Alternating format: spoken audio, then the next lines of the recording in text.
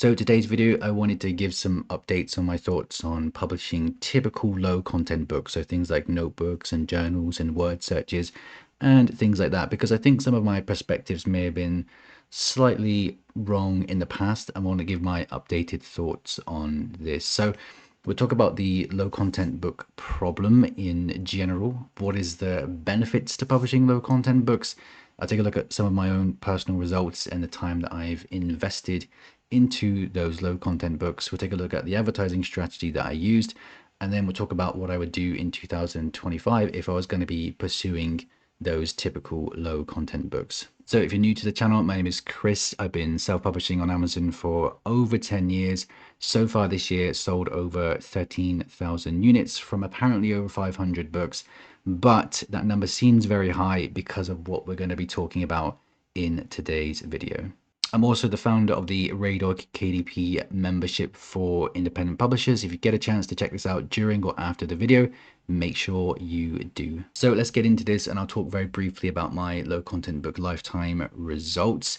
So it says 144 books here. This is closer to 400 books, I think it is. I've just filtered this here by notebook, so it's probably over 10,000 units sold here. So around 400 books published in about 3 months we had here. 9,400 sales in total from the ones that have been selected.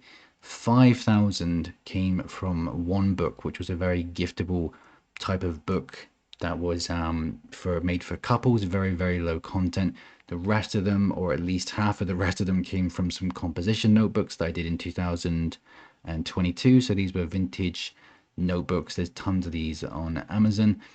We didn't run any advertising campaigns for the first book, the giftable one that did very well, because it had a swear word on the front of it. It just took off and did very well organically during Q4 and February, where it was Valentine's Day, obviously. So 300 sales came from advertising campaigns for the notebooks. I'm going to show you the exact campaigns that I set up for these as we go through this video. Now, last year, these 144 books sold 1,312 copies. It's probably a little bit more than that, but this was the vast majority of the books that did well, that were considered typically low content. So most of my income, in fact, pretty much all of it now, comes from selling coloring books, and I don't include them as a low content book because the low content book scene is more so kind of around things like notebooks and journals and planners and all kinds of different weird trackers and guest books and things like that. Briefly, without being distasteful, I do want to talk about what I think is the low content book problem, and then talk about why I've been slightly wrong in my own opinion with my perspectives in the past about low content books. So in my opinion is it has never been the grand opportunity that it is frequently made out to be. So mockery of an image here, of course, from clickbait thumbnails, from YouTube videos that are just promoting software that's going to help you create the interiors for these type of books. Now, there's nothing wrong with the software. There's nothing wrong with using software. It's great to use all those places where you can get the templates for your books. It's just the opportunity that is presented alongside of that, which I think is pretty terrible and pretty shameful in my opinion. Now, just one thing, again, without talking shit, that's not what I'm about.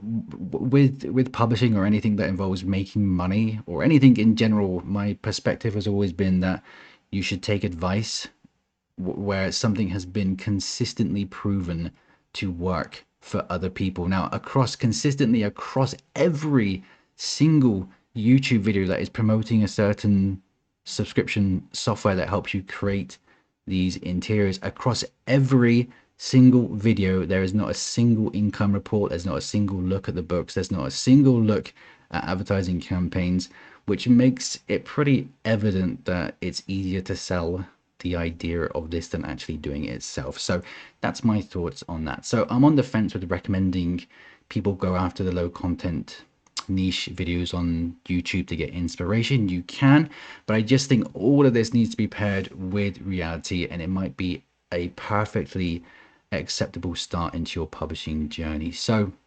what I think one of the problems is that a huge percentage of people are relying on the niche to make themselves, and that's why these niche videos on YouTube do extremely well. People like the idea of being able to publish in a niche very quickly and then make $1,000 a week. Obviously, for most of us that have been paired with reality, this isn't the case. So I do agree that the niche needs to have confirmed buyer interest to make it worth our time. But that leads me on to what I think is the actual biggest problem with low content books. And just one thing, if you've been going the YouTube route, if you've been publishing for a while and you feel like the domain of publishing, especially coming through YouTube videos, is somewhat a little bit shady, there's this kind of air of uncertainty as to what publishers are actually doing, what successful publishers are actively doing, I urge you to check out the Raydog KDP membership. We have an incredible community. We have incredible amounts of transparency, even from myself. I showcase every single book that I release under my main pen name. People can go and check that out whenever they want. People share their books inside of the Discord group where they can get tons of feedback, because feedback as a beginner is the single most important thing. Or if you're struggling with sales, or even if you're more so advanced, getting feedback on what you're doing is an absolute game changer. And we've been changing the game for independent publishers publishing these type of books. Included with the membership from day number one, if you're tired of buying extremely expensive courses, we have all the course content that you could possibly need to get started with niche research, keyword research, launching a book, ads, metric mastery, some case studies, and a Raydog live chat. So every single Friday we do a live group call, and all of those group calls, they get recorded. And I tend to, when I start releasing new books, I do mini case studies on the new books that I'm publishing as well. I do case studies on my best-selling books. I take a look at how I'm building things away from Amazon, the social media side of things, the website side of things. We do tons and tons and tons of different topics on these calls, and they all get recorded. And I do stay on after the calls to chat with people individually if we have time as well. That leads me on to what I think is the big problem with publishing these type of books, is where is the room for being creative? So low content book interiors are accessible to everyone for free. For most part, people can go and get these for free. There's a lot of low cost platforms or services that you can use, like BookBolt or Tangent Templates, where you can get all of these interiors and start uploading them onto Amazon. Which means, because so many people have been doing this, it means the marketplace has seen and it's already had tested many versions of these books here. And of course, most of them will fail, and that is just going to be a fact. And that is because some low content books, in my opinion, they are naturally just harder to add any kind of value to the marketplace. So for example, I know you can niche down and do lots of different things with word searches, but people have known about word searches, all the software that can create them, for a very long time. So it doesn't leave much creativity for new books coming into the marketplace, because I think there's only so much you can do. But I'll talk about what I would be doing in 2025 if I was publishing these type of books. Okay, so new books, in my opinion, they need to have something that stands out versus the competition, because while some people might get lucky with the books that they upload, it's illogical to think that if you upload a product that is a much lesser offering than what exists already, it's illogical to think that yours is going to be the one that stands out. And that's the reality. And like I said, this is something, how do I know this? This is something that I've tested hundreds and hundreds of books. I know people that are publishing low content books. I know people that have been successful with low content books. And again, it's consistent across the things that are working for people that have been successful are consistent across successful people. But just want to talk about where I think I've been wrong in the past with low content books. So my stance remains the same. I think it's hard to get into. I think it's a very misleading get rich quick scheme I've seen on YouTube. But I do think I've maybe dismissed some of the benefits in the past for low content books. So one of the great things, obviously, that there is a low investment to be had here, which is perfect for learning the ropes here. A lot of people, what I have found that a lot of people are doing is that they will create one or two books. They will pump thousands of dollars into the interior, into the book cover, into Amazon ads, whilst not having a full understanding of how to do niche research or use keywords. or target niches, for example, or put some angles on their books, or put some unique selling points onto their books. And doing the low content book thing, I think, is a good introduction into publishing. And again, I'm not saying people can't make a lot of money for it. I just think it's the least optimal approach for doing so. And again, there's lots of different niches that you can target. There's plenty of videos on YouTube that share niches. There's plenty of software that you can use to get niches as well. You can also start testing some very low budget advertising campaigns for those books as well. So when your initial investment is pretty low, that should leave a little bit of money to test some campaigns as well. You can also create lots of giftable books for Q4 and for other events like Mother's Day, Father's Day, Easter, Thanksgiving, etc., etc. So speaking of advertising campaigns, if people want to see the exact type of campaign that I was running for some of the low content books where I was allowed to run Amazon ads. So this is one of the advertising campaigns for the notebooks, for the composition notebooks, 25% ACOS, 1,700 clicks to 185 orders. This is for 2022 to 2024, 185 orders with a click-through rate of 0.93 here. So what I was doing your basic lottery campaign where we put all the books of the same niche into one campaign and then just start an automatic campaign here. So all of the books were similar. Of course, they're all just notebooks with a different variation on the book cover. And for these, I don't feel like they would warrant an individual book launch. So typically what I will do for the coloring books is I'll take longer to create them. I'll put more money into them, and I want to give them the best chance possible by doing an individual launch for those books. So maybe willing to put aside $200 at least for each book that is published. Whereas in this case, all 6 books went into one campaign. They had a collective budget of around, I think it was like $100 that I was willing to spend. And I just let Amazon do its thing. It then kind of picked up on 2 of the books. 2 of the books out of the 6 were getting the most clicks inside of this campaign here. So with the budget thing, this is very, very important. This is what I try and teach as many people as possible, especially beginners, is that you need to be monitoring your metrics as you go along. So even if you have a budget of $1,000, you should still monitor your metrics probably within the first 300. So within the first 100, sorry. So for example, what I could see early on with this advertising campaign is that I was getting good clicks to orders. And for automatic campaigns, I like to see 1 in 10.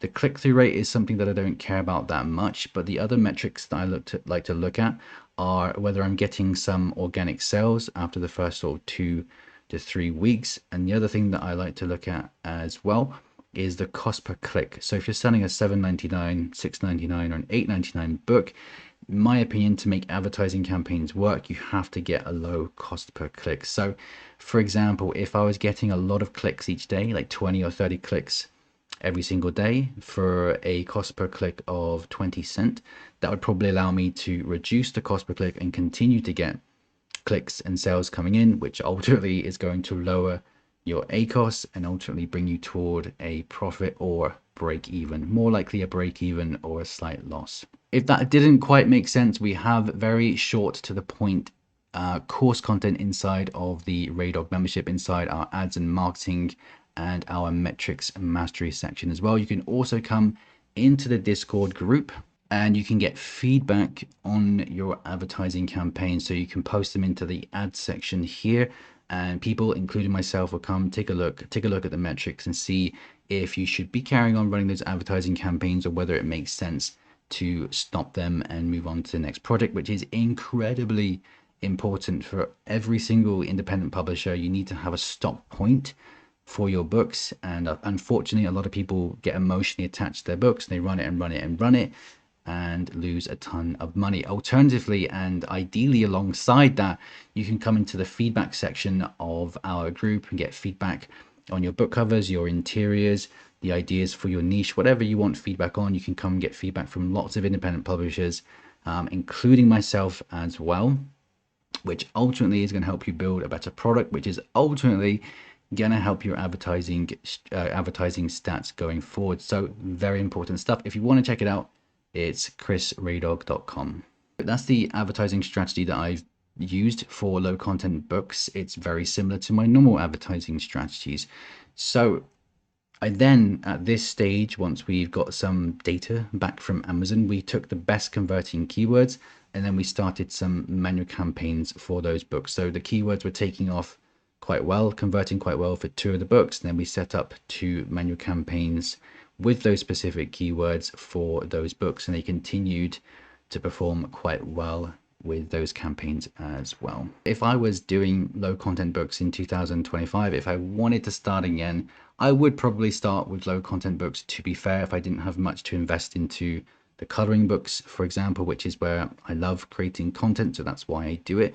But if I loved the low content book scene, this is what I would do for 2025 and beyond. So I'm really not one to cry saturation. I think it is a very defeatist statement to make, but over the years, like, this business model has had a lot of exposure, and it's been paired with a lot of misleading information as well, which has led to the marketplace getting a ton, like thousands, hundreds of thousands. I don't know how many it is.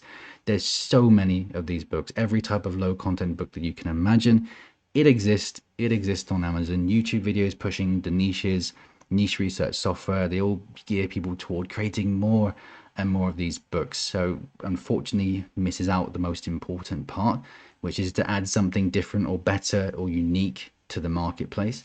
So what I'll be doing, I'll spend more time on each book with a premium design and probably a higher price point as well. So for the notebooks that I was doing, the designs of them were I thought slightly better than what existed on the marketplace already, which is probably why they did quite well. So show you the exact example of how I would do things.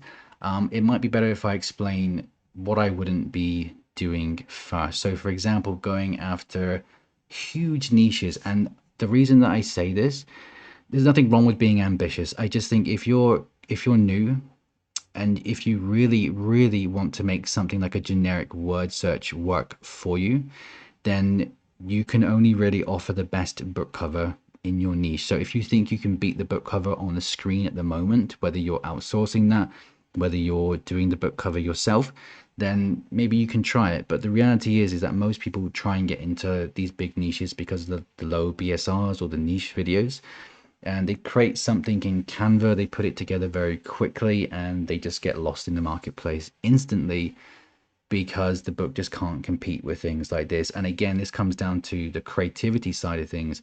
Like, what can we really add to a word search that hasn't been done already? Of course, you can do like a seasonal angle as well, but already people are doing tons of them over the years. Spring word searches, summer word searches. So you have to really think, like, what can I add to a word search to actually make it stand out on Amazon's marketplace? And no, I don't believe that you can just go make a word search, get 100 reviews for it, and that be the factor that makes your book sells. That makes your book sell. I've already seen people fail massively from that pursuit. It just doesn't work. So the other type of book here, these books with sayings on the front of them, they can do very well. In fact, one of my best low content books had a saying on the front here. But what I find that people do is that they get like a notebook or a password logbook or something like that, and they create the exact same quote that people have done many times before. And the reason that people do this is because there are probably a few people selling with the exact same quote on the front cover, selling quite well. So I wouldn't be doing that. There's no point in copying what exists already on the marketplace, even if a few people have done well with it. And again, same thing here, like these black backgrounds with these sayings on it, things I can't say out loud in meetings. I just wouldn't do this. I'd be going just a little extra mile to try and create something a little bit better, a little bit more unique.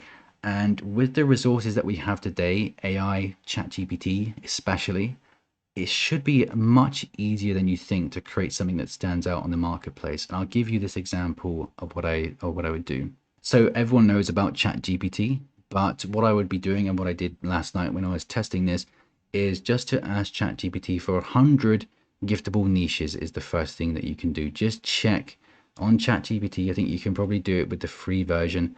ask for 100 giftable niches, see how they're performing on Amazon, pick the ones that you like the sound of, see what their BSRs are looking like on Amazon, and then just go from there. So you really don't need to watch any kind of video that is telling you how much money you can make from a niche. You can do it through ChatGPT, you can do it through your research tools or whatever. And then ideally you will assess if the niche is worth getting into, not because someone on YouTube has told you that someone is making $20,000 a month from one book. It's, for me, it's useless to see what someone else is, like, one anomaly of a person is, of a publisher is doing and how much they're making. What matters is you, things like your budget, your attitude to publishing in general, whether you have enough creativity to make something better than what exists already.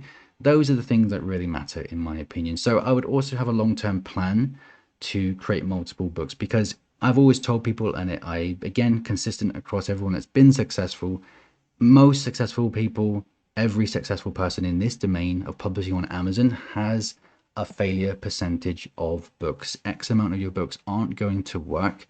You test them into the marketplace and then you move on to the next book. That's the way that it has to go.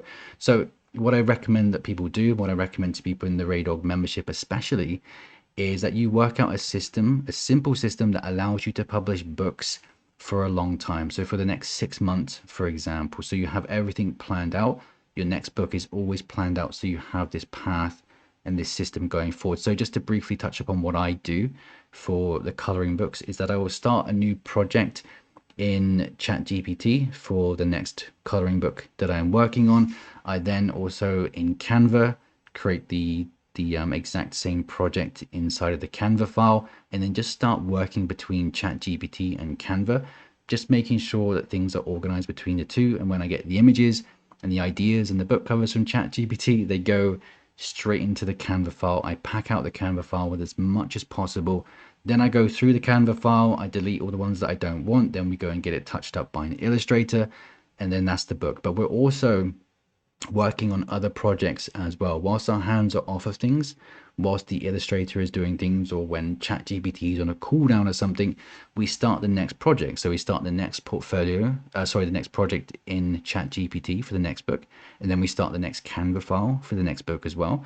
And whilst it sounds extremely simple, it is, obviously, it has helped me massively create more books and create them very quickly as well, and stay focused on each book before moving on to the next one. Okay, so I would shoot for a premium feeling book cover, which ChatGPT can help you with massively. Test higher price points, upwards of $10. Pack out the seasons with as many of these low content books as you can, and also books that are perfect for Q4 as well, and then use lottery campaigns for all the books that are in similar niches. Okay, so to give you the exact example of what I would be doing now, so we have this from ChatGPT, we have this from Amazon. So what we have here, first step was giving me 100 giftable low content book ideas. So toward the sort of 60 mark here, we were recommended this gardening journal. I then went over to Amazon, and this took 2 minutes to do this. Went over to Amazon and looked for any book. Don't overcomplicate the criteria for a good selling book. It's mostly bullshit. Check Amazon for any independently published book that's got a really low BSR. Really low BSR. Not 500,000, not 400,000. We're talking less than 10,000, less than 20,000, less than 30,000 maybe, but I like to go as low as possible, which means there's a ton of traffic going to this type of book. So I found this book here. Aesthetically, I really like it. I think it's good. It's doing very well. It's independently published. It's got an $8 price point. It's a simple, typical low content book. So next thing that I'll be doing in order to make something better than what exists in the marketplace already was to observe the customer objections. So going into the 1-star, 2-star, 3-star, and 4-star reviews for all of the books that you can, all the gardening logbooks, and see what the customers' objections are. And then to make your book better, you fix them, you act upon those objections, and you make things better. Okay, so a typical one, to give you an example with what I'm doing at the moment, there's a lot of bad reviews for coloring books on Amazon because they're being used because AI is being used and the books look like AI. So the reviews are pretty damning and pretty obvious. What people should be changing with those books is that you need to make your coloring books not look like AI. So that's the reason why I do the things the way that I do with an Illustrator and AI combined for my books, is because I act upon the customer's objections to make sure that my books stand out in the marketplace. Okay, so we are stacking everything you should be doing for every single book that you publish. You should be stacking the odds in your favor, doing everything you can, even if it's a low content book, everything you can. So, for example, we would give our books a seasonal vibe. We would be fixing the customer objections. We'd be looking for a low BSR. We'd be looking to add additional value if possible. So, for example, if the gardening logbook that we see here had some customer objections that said, I would rather there be some sections for money that I've spent on seeds or something, then we would add that into our book as well. Also look at creating the best cover that you possibly could in this niche, have a unique title, which I'm going to show you in just a second, and actually think about the design of your cover as well. So I very briefly did this last night, so it doesn't look particularly good, but what I would be creating if I saw that this garden logbook was selling well, I'd want to create something a little bit more unique, a little bit something a little bit more premium, and try and attach a higher price point to this. So for me, having a unique book title that feels a little bit smarter than what exists already. So if we go back as an example, all of these books here, and I do the same for coloring books as well. All of these books, they just have like a keyword at the top: gardening, logbook, and planner. There's so many, and there's so many benefits to having a unique, catchy title for your book, like Plant Pal. This is shit, obviously, but if you spent more time to think of something a bit smarter, there's a lot of benefits to it. So the thing is with these book titles, my opinion on this is, if someone is looking for books on Amazon and they find a garden logbook that they really like and they want to buy it later, or they want to recommend it to a friend, or they want to go back and check your brand for other things but they can't remember your pen name, it's much easier to remember something like the Plant Pal, which specific book that is, versus the ocean of books that are going to be called garden logbook or something like that. I just think it stands out on Amazon. It's memorable, it's marketable. I would do it for every single book. I do it for all my coloring books as well. So this was done in ChatGPT. Doesn't look particularly good in my opinion, but you have to have a lot of back and forth with ChatGPT, the paid version, to get the book covers that you want. So I would go one step further. And again, this is what I do for all the coloring books as well, is to pass it over to an illustrator to touch it up if there's inconsistencies, or if the ratio is off, which typically the 8.5 by 11 book covers in ChatGPT are. Then create maybe 3 versions of this book, do a lottery campaign for these at a low automatic bid, and then work, as we spoke about before, work on as many projects as possible. Now, a lot of people work on too many projects, but they're all over the place doing one thing here, one thing over there. If you can work on these multiple projects, especially the way that I've outlined in this video, you can start creating more books consistently every single month. Of course, it's not 100% obvious for most people if their book covers are good, if their advertising launch has been good, if their niche, their angles, their ideas, their illustrator. It's very hard for a lot of people that are struggling or are beginning with publishing to know if what they're doing is good. So it's natural, it's normal, of course, for people to start off a little bit slow and then build toward their ultimate financial goal, of course. And the main thing here is that people progress from one book to the next in some way. You get better and better with every single book that you publish, which is exactly why I set up the Raydog membership the way that I have. So like I said, we have incredibly active and incredibly helpful community of people that are helping each other out, getting to that next level, making sure that their books are of a high quality. And we've even got members that have started testing low content books. They've been getting a ton of feedback on the book covers.